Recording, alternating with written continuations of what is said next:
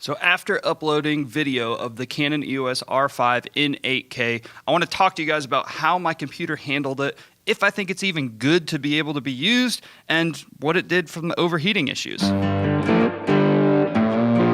What's up guys, Ryan Weber here, and I'm going to break down some of this Canon EOS R 8K footage that we've all been wondering about. If you didn't see the last video, I'll link it up here. I don't know which side it goes. I'll definitely put it down in the description to make sure you can go and check it out of what my thoughts were using 8K, as well as some sample footage, some sample video. So in that video, I thought, personally, I was shooting in RAW because I just clicked the highest settings, and from that, From that, I thought that we were shooting in 8K. I didn't realize that there is a RAW setting. So, if you want to shoot in 8K on your Canon EOS R5, you cannot have digital image stabilization turned on. You have to have digital image stabilization turned off to then enable RAW to be available on your camera. I did not know that. I shot mine in all I. So that's point number one. Point number two, when I did try to record RAW in 8K, I edit in Final Cut Pro. Final Cut Pro was not able to even import that footage to look at it to even be able to start editing.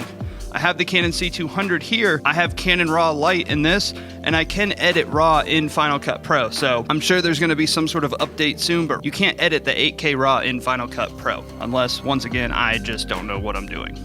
Very strong possibility. So looking at the footage, file size is absolutely massive. I shot for 2 minutes and 10 seconds of video, and I had 22 gigabytes of data. Absolutely huge. My computer was unable to handle that footage. I had to go buy an SSD drive to make sure that I can even edit this footage. So what was happening is literally Final Cut would keep crashing, and then it crashed my computer. I have a 2018 MacBook Pro. I have whatever the most expensive one was. It's got like the i9 processor. I am not a tech nerd when it comes to all those numbers. I just bought a really expensive computer, and they said you should have no problem editing videos on this. Well, they didn't know 8K was coming. So the 8K literally crashed Final Cut Pro multiple times. It crashed my computer. It literally just turned off. And it took all day long to export that footage. Once I finally got it exported, you know, yes, it looked great. It was super clear. It's 8K. I mean, there's pixels everywhere, so you can punch in. The scalability on it was amazing. And ultimately, the footage looked like it was 8K. But is this something that's usable? Me personally, I will never use 8K again. It's too hard to process within your computer. It takes up way too much storage, and I just don't have a client that I'm gonna need 8K footage. I'm not shooting a commercial. I'm not shooting anything that I feel like 8K is necessary.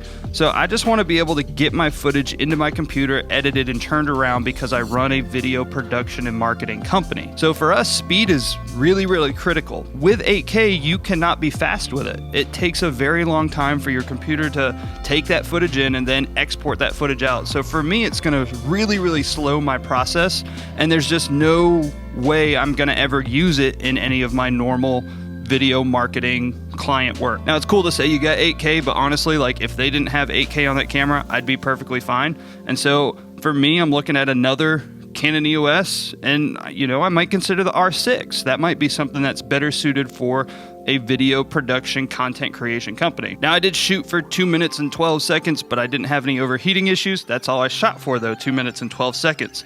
But I was looking at the little upper left corner, and I only had 8 minutes left to be able to record, or my camera was gonna start overheating. So, you know, just something else to consider when you're looking at that 8K footage. But ultimately, that's it. Like, I just wanted to be real quick. I wanted to give you guys that information to know it's probably gonna crash your computer. It's almost uneditable because it's so slow and hard for your computer to process. You've probably got to consider getting some SSD drive or something else to edit on, unless you have some massive beast of a computer that I just don't have. And ultimately, like, it looks good. Once again, don't do like me. If you want to shoot in RAW, you have to turn off digital image stabilization. Then you can turn RAW on for shooting in 8K. But once again, I just put some more sample clips of 8K, you know, that was overlaid throughout this. So if you want to download those clips, those new clips, once again, to check out the 8K for you to be able to edit it, I've got new downloadable links in the description for you to be able to check out this 8K footage and edit it on, or attempt to edit it